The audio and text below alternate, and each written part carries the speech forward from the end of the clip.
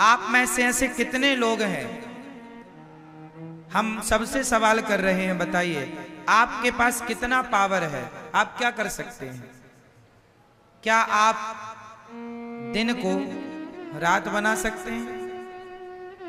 क्या आप नदी को समुद्र बना सकते हैं?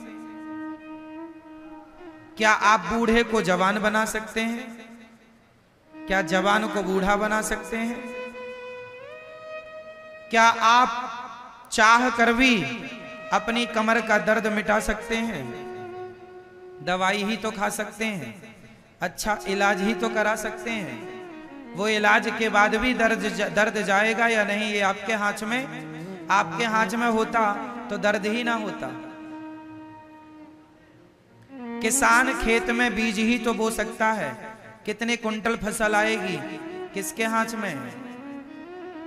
क्या है, आपकी बेटी का विवाह कब होगा ये आपके हाथ में है? आपकी बहू के बेटा ही होगा या बेटी ही होगी ये आपके हाथ में है? बोलो मेरी माँ, फिर क्या आपके हाथ में? आपको कितना लाभ होगा, कितनी हानि होगी, ये आपके हाथ में है। इसलिए बिंदास आनंद पूर्वक जिंदगी जीना सीखो। टेंशन लेके मरो मत, घबराओ मत। जो कष्ट आए, संकट आए, फेस करते चलो। उस सिचुएशन को हैंडल करते चलो। घबराओ मत, डरो मत, क्योंकि जो हो रहा है कहीं ना कहीं भगवत इच्छा है। इसलिए हर हाल में प्रसन्न रहना सीखिए। आपके हाथ में, हमारे हाथ में कुछ नहीं है। इसलिए जब कुछ है ही नहीं तो हम किसी बात की टेंशन लें क्यों? बेटी का विवाह कब होगा? जब समय, आप कर्म, इसका अर्थ ये नहीं है कि आप कर्म ना करें, कर्म करते रहिए, प्रयास करते रहिए। बेटी का विवाह जब होगा हो जाएगा, आप अच्छा लड़का ढूंढते रहिए, टेंशन नहीं लेना। अरे महाराज जी लड़का ही नहीं मिल रहा है, घबरा रहे हैं, ब्लड प्रेशर हाई हो रहा, ये कोई बात नहीं। शांति से ये मान के चलिए करता धरता भगवान है, जो करेंगे बिहारी जी अच्छा करेंगे। उनकी इच्छा में अपनी इच्छा मिला देनी चाहिए। कोई एक थप्पड़ भी हमारे गाल पे मारे तो ये मान लेना चाहिए कि ये भी भगवत इच्छा ही। क्या करोगे? भगवान की मर्जी के बिना कुछ नहीं होता। पत्ता भी हिल रहा है तो भगवान की इच्छा से हिल रहा है, ये समझिएगा। अब आप फिर सवाल करेंगे कि फिर जो लोग चोरी करता है तो क्या वो भी भगवान की इच्छा है? हाँ, वो भी भगवान की इच्छा है। क्योंकि जब वो चोरी करेगा, पकड़ा जाएगा तो उसको दंड मिलेगा। दंड क्यों मिलेगा? क्योंकि उसके कर्मों के अनुसार उसके भाग्य में दंड का विधान था, तो वो वैसी जैसी होनी होगी वैसी करेगा। भगवान बुद्धि मति गति वैसी बना देते हैं। जो होना होता है तब मति गति भगवान वैसा ही हम और आपको सोच भी नहीं, हम और आप जो सोचते हैं वह भी कंट्रोल भगवान के हाथ में होता है।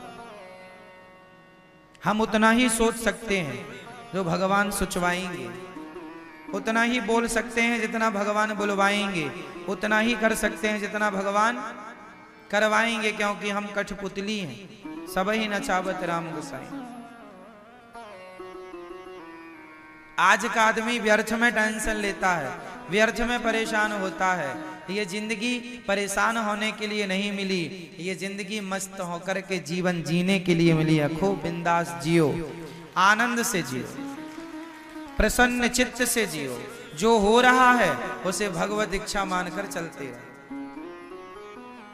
आनंद के लिए जीवन मिला है, दुखी होने के लिए जीवन नहीं मिला कि जरा सा संकट आया दुखी होने लग गए, रोने लग गए। अरे जब अच्छा समय आता है आदमी का तो वो जब अच्छा समय आता है तो आदमी उस अच्छे समय को एक्सेप्ट करता है, स्वीकार करता है। तो बुरा वक्त आए तो उसे क्यों ना स्वीकार किया जाए। इसलिए हर समय को भगवान की कृपा मानकर, भगवान का प्रसाद मानकर उसे स्वीकार करना चाहिए। तो अब बताओ, आप और हम लोग क्या करते हैं? आप कितने लोगों का पेट भरते हैं बताओ मैया? कितने लोगों का पेट भरते हैं आप लोग? 2 लोगों का, 4 लोगों का, 10 लोगों का? बताओ मैया। ओ मेरी माँ, आप कितने लोगों का पेट भरती हो मैया? आपसे पूछ रहे हैं जो थोड़ी देर पहले आपने जम्हाई ली है। बता, है? कितने लोगों का पेट भरते हैं आप? 10 लोगों का? आप बता, कितने लोगों का पालन करते हो आप लोग? दादाजी आप कितने लोगों का पालन करते हो? हम और आप कितने लोगों का पालन करते हैं? मैया बोलो मेरी माँ। किसी का भी नहीं। सबके पालनहार कौन है? भगवान। इससे क्या सिद्ध हुआ? हम जन्म क्यों लिए?